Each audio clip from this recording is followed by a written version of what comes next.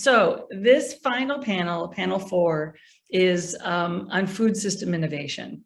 And I know from some of the work we've been doing at the Food Nutrition Innovation Institute, we started a working group focused on sustainable nutrition and food systems. And what was really clear to me really quickly is that this is a profoundly big thing. It's hard.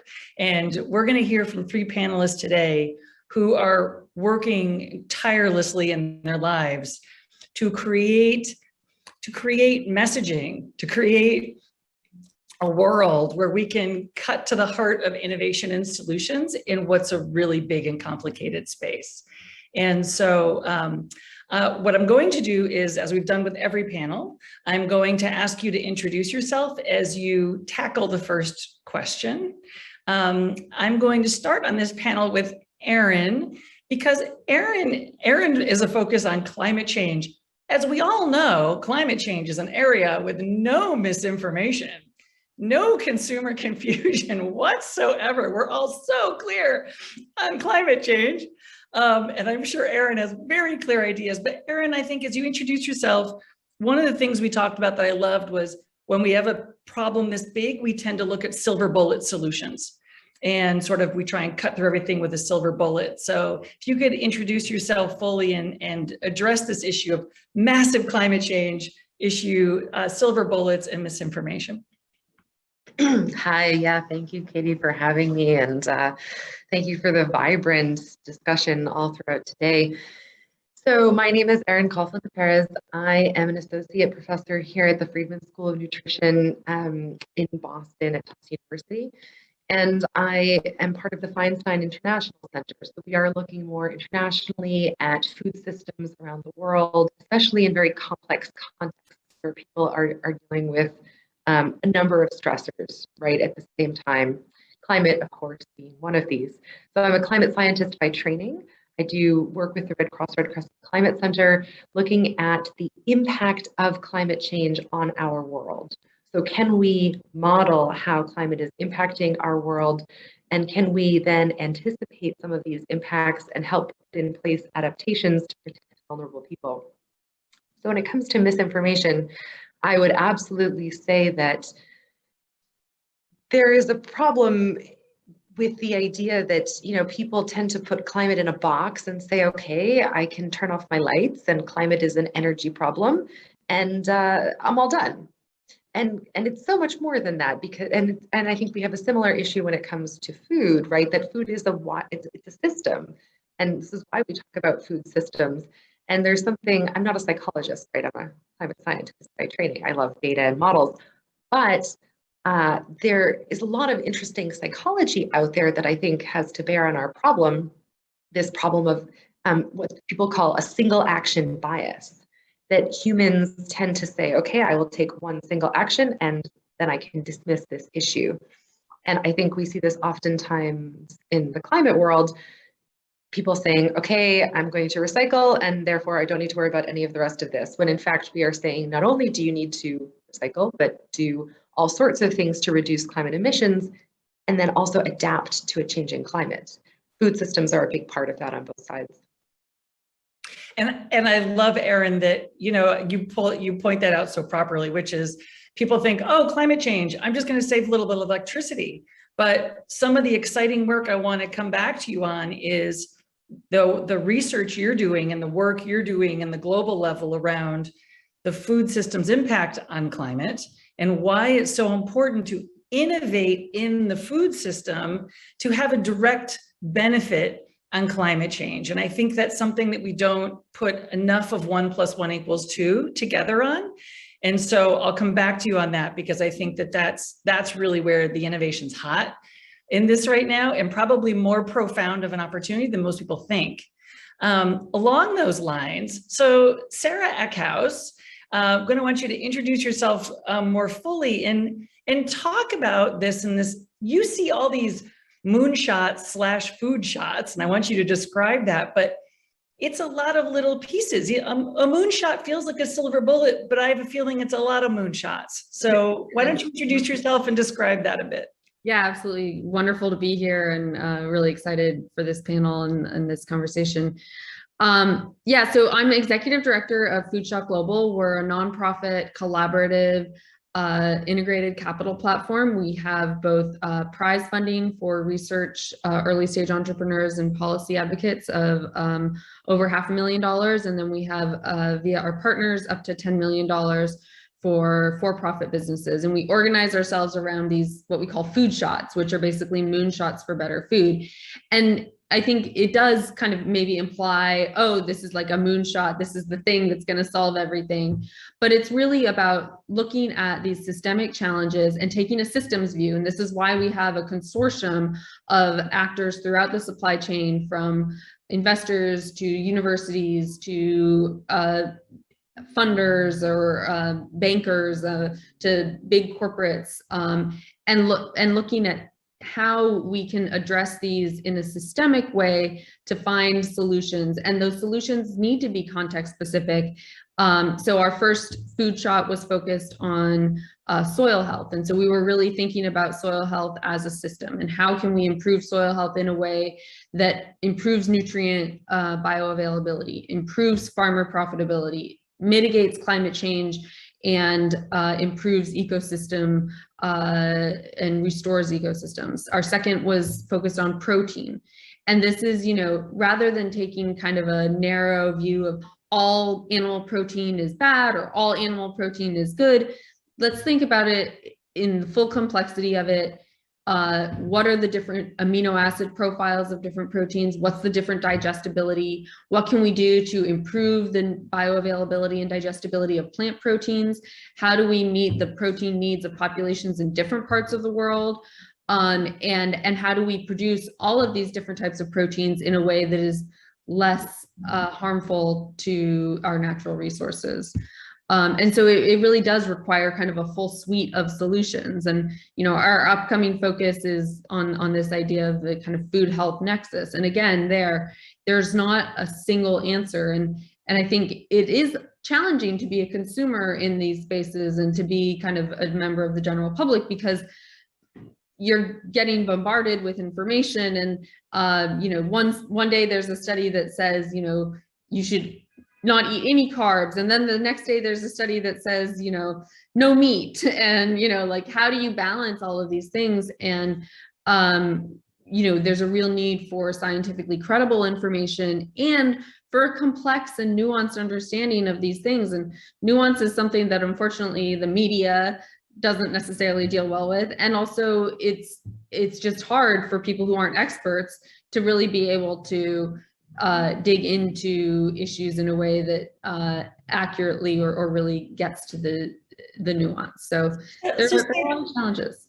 Yeah, so Sara, on that one, I just want to follow up for a second. So if I'm an entrepreneur, I mean, you have the luxury, the privilege, the exciting job of getting to see all of these proposals from a lot of innovators and entrepreneurs out there. And they have to cut through all the noise. They have to, I think on our prep call, we talked about there's misinformation. There's also too much information. We're talking about food systems and climate change and nutrition security, such big things. How are you seeing your innovators cutting to the quick of what they need to do to activate on a solution? How do you think they're getting there? Yeah, I mean, I think a lot of them are doing it in some ways by staying very focused on whatever their part of the solution is, right? And so that's why you need multiple solutions, because, a given innovator, someone who's doing, fermentation to replace, or mycoprotein, to replace animal protein, they can't take on the whole system, an entrepreneur. And this is why you need a consortium. That's why we believe in the value of partnerships and collaboration, things like the Food Nutrition Innovation Council at Tufts, groups like FoodShot, because a single company isn't going to be able to solve it, and they're not going to have all of the answers. And so they're going to focus on their part of the, you know, broader picture.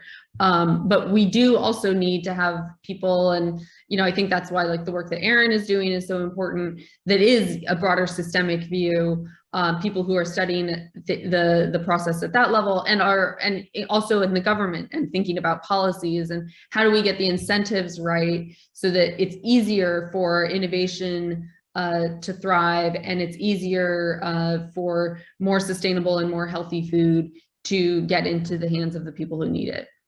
Yeah, that's excellent. I can only imagine, I mean, being an entrepreneur myself, but you're right. I stayed in the lane of what I know really well. And it's got to be tough though, because you've got to stay on top of so much incredible research, like my colleague, Erin. If you're really going to have a solid go-to-market strategy and you're really going to, you know, be evidence-driven, there's a lot to keep up on. It is so hard.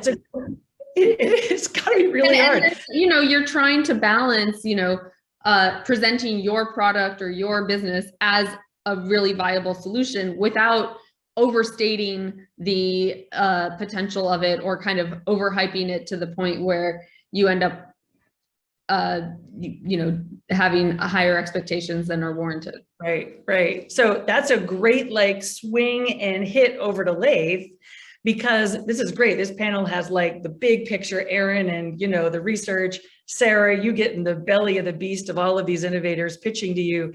And Lathe is one of those innovators. Lathe is with a company that's in there, in your lane, taking on your part of this. Lathe, why don't you introduce yourself and talk about the work that Maury's doing, again, in your lane, but trying to create huge systemic change, and how important it is to get the messaging right about that as you're selling your product and building partnerships.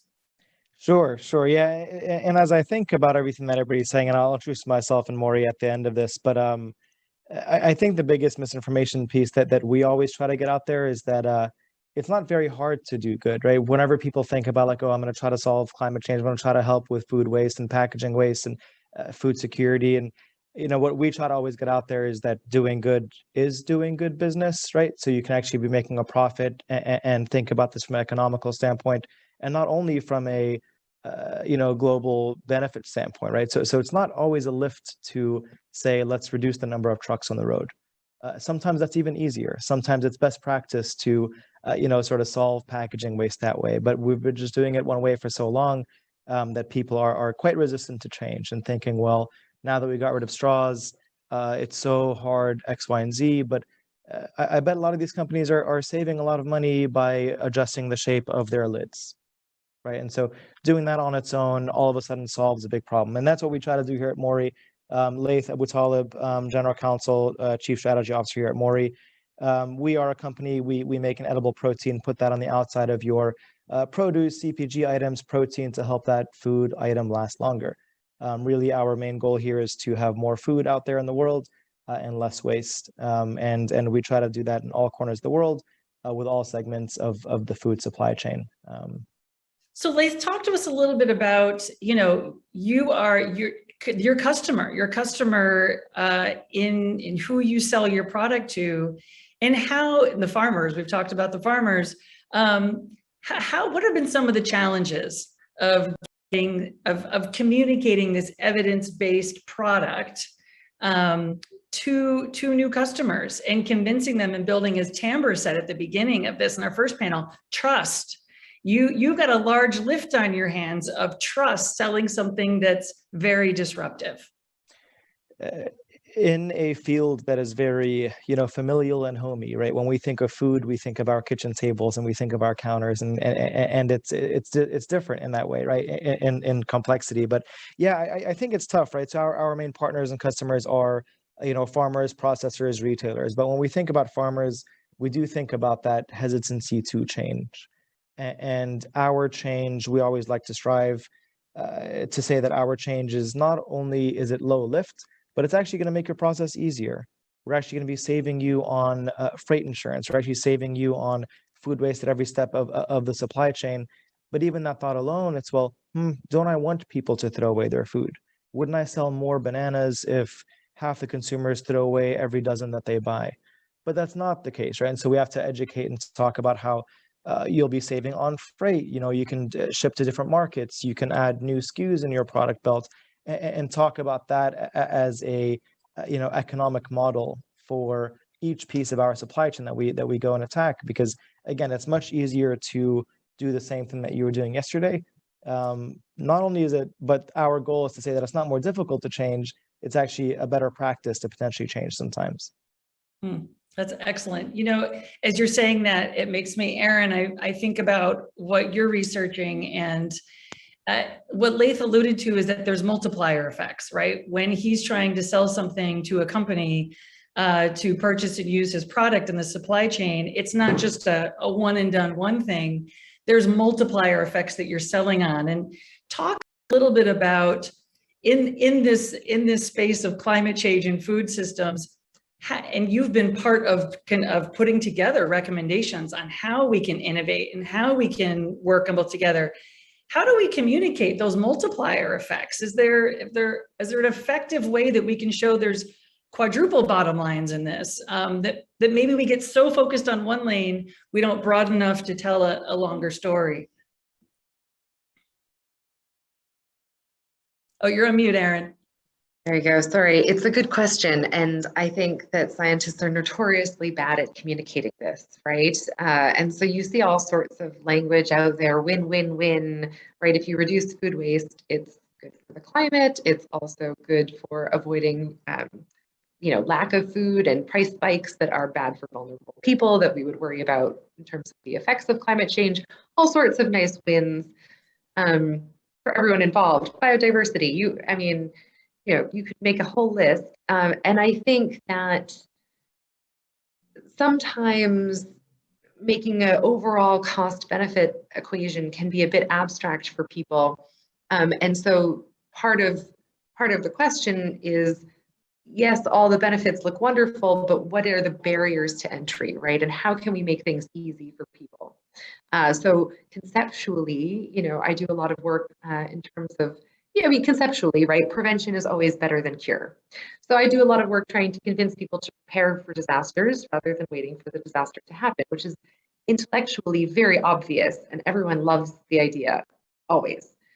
We never have any trouble with people saying, what a great idea, let's do it. But we do have trouble overcoming the barriers to entry, right? And people are creatures of habit. We have systems that work a certain way. So moving ships very slowly, I think is part of the follow through, right? So you can make really nice motivation by showing this wonderful list of all the wins you can get from some of these food system changes, but then we also need to reduce these barriers to entry and help people get going. But I would say, Erin, we are in the emergency, right? I mean, I think it'd be beautiful to think we can still work in a preventative environment and methodology around climate change and soil health and the environment. But in reality, I don't know, I guess I kind of view it as the emergencies at our doorstep. And just like people tend to get healthier after their heart attack, I wonder if we're going to see now a more laser focus. If there's people saying, I need the right information, I need it this way because we have to laser focus. And if you can show me how there's multipliers to get this done faster because we're in an emergency, let's do it. Are you seeing some of that urgency as I would think you're sort of operating in a, hey, everybody, this is the show. Like there's no dress rehearsal anymore. I love the analogy of the dress rehearsal. Yeah, we are seeing this. So I work in extreme events and disasters, really. And what we've noticed is that, well, there's a lot of research showing that after you experience a disaster, you are all of a sudden very motivated to prepare for future similar disasters, which is, problematic for a lot of reasons. So one of the things that we've been doing is coming up with different simulation tools and different ways of interrogating climate models to help people think about disaster simulations before they happen. So can we visualize extreme events and disasters that are possible in today's climate, right? We live in a changed climate. We are seeing totally unprecedented events happen around the world. Can we visualize storylines of these events in advance, play those out with people in tabletop simulations to help them really viscerally understand what this could mean and try to help motivate some of this behavior change really on a local level for very specific risks in specific places. I think you can also use, Hurricane Sandy hit the East Coast. We didn't all need to be hit on the East Coast of the US by Hurricane Sandy to wake up a little bit and say, New York is one location on an entire coastline. What does this mean for the rest of us? So I love to hear that people are saying this is an emergency. We are in it right now and we need to pay attention. And so working with people on how to visualize that and how to really prepare their own communities is really critical at the moment. Sara, do you think that people realize we're in an emergency, or do you think people are still waiting until it's literally flooding their basement? I think, I'm not a psychologist either. So, everything with a grain of salt, but I think that a lot of people are realizing it's an emergency, and they're realizing the global connectedness of these issues. I mean, you look at the issues of climate refugees, you see the smoke from California affecting people in New York. These things are no longer you're not able to separate yourself from them. At the same time, I think sometimes it feels overwhelming. It is a global system. Even if we, got to zero emissions now, we would still have warming because of the carbon dioxide that's already in the atmosphere. And it can feel very overwhelming. And I think there is, again, that kind of the amount of information that's out there, even when it comes to food. Some people are saying, oh, well, I'll eat local because that reduces the emissions from transportation. Well, in fact, the emissions from transportation are a relatively small part of food's carbon footprint.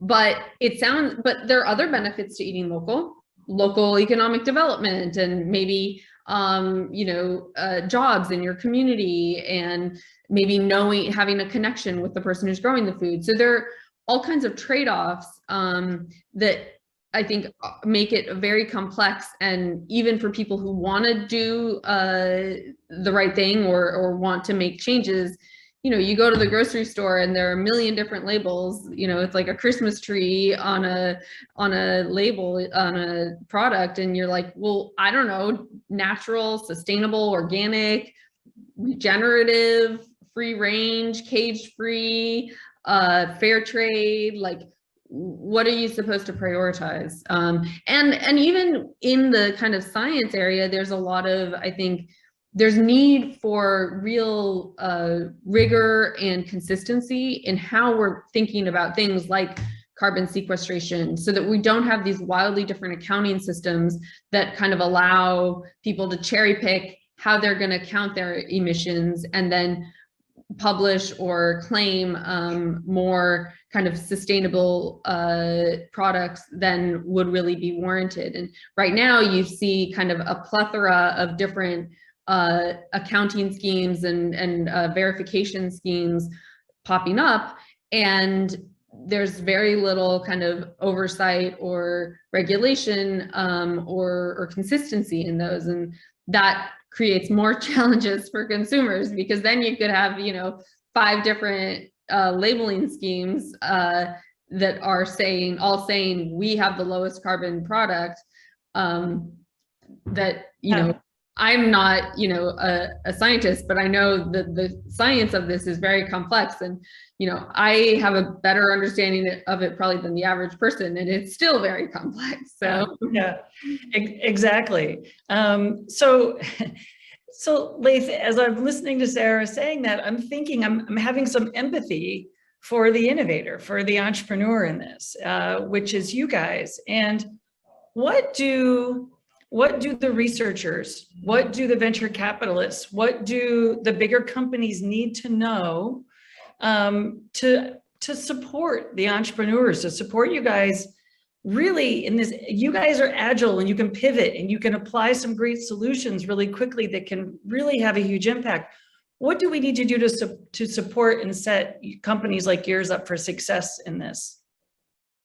That is a good question, Katie. I think the big thing is, potentially pushing forward that message of hope here, right? In the fact that, sure, the labels do look like Christmas trees, right? And there are so many things. And what is the difference between free range and cage free? I don't know what that difference is, right? But the fact that the consumers are asking for one or the other is great, right? And so there is clearly consumer interest in, solving global problems that are interconnected. And, that on its own is pretty interesting and pretty neat. And I would say, for me, a good problem to have, from where I'm sitting here. And so what can the innovators really do is just to really highlight that focus, really, all right, on the fact that, tomorrow doing good is doing good business. And here we are. There are companies out there that are trying to solve all of these problems. There are, employees and people and workforces that are really dedicating themselves and their weekends and their nights and their evenings to trying to solve global problems. And it isn't easy. And, but how could we have supported, like, so you at Maury, how do we support the next Maury? How do we make sure that it's easy? Because this is all hands on deck, sure, right? Sure. I mean, if we really are at the emergency level, how do we support the next 5 Mauries to launch and scale quickly, and what's needed from the entrepreneur to be able to do that in this very complicated setting of a lot of information? That is, so we were lucky to be, paired up with the engine quite early in our lives as Maury. And the engine enjoys focusing on companies innovating with tough technology and tough tech. Many people in this room do the same here. And I think the focus on that is very important from an innovating standpoint. We are not an app. We can't have beta versions every week. Each one of our food studies takes weeks. It does take a long time. And that is the case by design. And so I'm not sure if really the thought is, extending that patience level or extending sort of that timeline between, fund cycles, or extending the timeline between what progress should look like. But progress in this world and in food and climate, it's not overnight. Right? You can't change formulations, go back in, go to the lab and do something else the very next day. This does take months. This does take quarters. And so oftentimes you will have a quarterly board deck that looks not very different from Q1 to Q2. And that's fine, because we're still getting to where we need to be getting to by Q3, by Q4, by the year afterwards. And so potentially, elongating those timelines is something that I think would benefit, a lot of, innovators solving these problems that are not really quick, easy, silver bullet panacea sort of problems to have. It's interesting. We're asking for the consumers and for our collaborators, not only for trust, but for patience.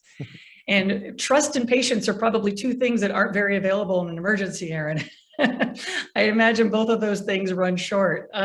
We have a question from the audience that I want to make sure Sara and Erin both get to ask, which is, what suite of innovations, of FoodShot innovations are you most excited about regarding nutrition and climate? Sara, I'll start with you.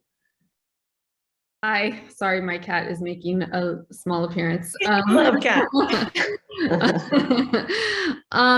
So I think that it's really, we're learning so much at this point about the microbiome and the functionality of the microbiome, both in terms of agriculture and nutrient cycling and how that affects carbon and nitrogen, and how we can use the microbiome to improve soil health, improve plant health, improve nutrients within plants, and also in human health and digestion. I mean, I remember when the first studies came out about how the gut microbiome influences your brain. And it was kind of this like mind-blowing revelation of like, what? Like you can, like the microbes in my gut are affecting my mental health. Like, and now there's still so much to learn, but I think that's a really exciting area that links and has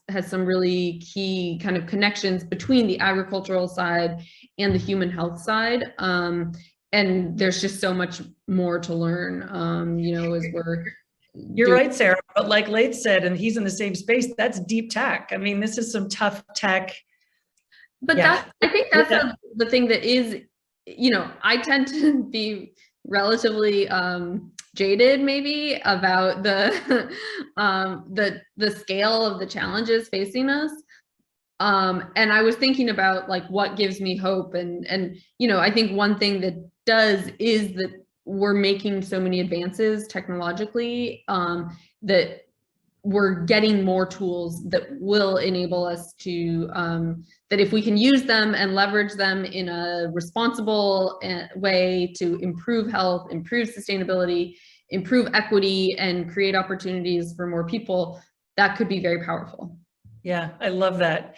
Erin, I'm gonna have that final word with you, because I'm gonna hopefully ask you to bring us on an exciting, hopeful high note of, well, you know, what are the things that you're seeing? Your work isn't necessarily in the deep tech, tough tech. You're out there producing evidence-based recommendations saying, look, we got to do some stuff now. What are you seeing that are some really good positive trends that are evidence-based, that are really getting to the heart of where we need to go, and are innovative, that are literally, you know, innovating how we live our lives and innovating the food system? It's a good question. There better be something that's exciting you. I think there's, my answer is that there's too much that's exciting. How am I even going to answer this question would be my response, because what is thoroughly impressive for me is this win-win-win potential. So I think when you look at food production, we're seeing incredible innovations in food production that are good for the climate, but that also are good for food security, right? They're good for making sure people have access to, you know, quality, affordable, local, well, I mean, it doesn't always have to be local, as we were saying, but good food for a long period of time, right? And so this means that we're taking a lot of effort into improving our agricultural practices, how we look at food productivity in agriculture, and, you know, including livestock and fisheries, et cetera. So there's a lot of cool things happening there. But then what I find really exciting is that there's so much else happening in the food system, right? So when it comes to food loss and waste, there's so much going on. Laith is such an interesting example of a cool approach to that. Tufts is doing some exciting work on this in the future in the innovation lab. We're looking at, you know, and reducing post-harvest losses. All these things can then also contribute to food security, can contribute to this question of equity around the world. And then lastly, I would also say that there's a lot of potential for really thinking consciously about our diets. And this is, again, something I'm seeing more and more about. And our choices, what we eat, this is a complex question, but there is so much potential for win-win-win solutions, right? That are good for the environment, but that are also really good for people and that promote nutrition. And I really like the fact that I work internationally. And so we're promoting a certain type of diet that is good for people in the United States. We're pushing this really heavily in places where we have issues with chronic obesity, for example. Those are the same types of solutions, the same type of question we're asking about nutrition and food and sustainability that we're asking in places that have issues with food access, right? And how can we make sure that we're promoting that same healthy, nutritious solution elsewhere with all these different wins? So I absolutely leave us on a high note. That we can push forward, and that there are so many entry points for moving this agenda. I love that. And I want to push Erin to keep producing these wonderful opportunities, evidence-based opportunities for us to make these changes. I want to push Sara to keep putting the moonshot funding out there so that we can respond to them and put new startups into the market who can create these disruptions. And Laith, I just hope that, you know, Maury continues to scale and do what it's doing, and that there's more Mauries, not competing with you. You don't need a competitor, but that there are other really, as Erin said, innovative entrepreneurs coming out and tackling some of these challenges evidence-based solutions and really making a difference. And I think you're right, Erin. Sometimes it feels like we're sprinting in jello forward. And when you're doing that, we tend not to look behind us and look at how far we got, because it felt hard. And sometimes you look behind you and go, wow, I'm actually a lot further than I thought. And so I think we have to do both, right? We need to pivot our directional looks on both sides. So thank you to the three of you so much. I value having you all as colleagues as we continue to work through all these issues. This was a great way to have our fourth panel and great insights for all of you. So thank you so much for joining us. Thank you for so having much, us, Katie. Katie. Wonderful to be here.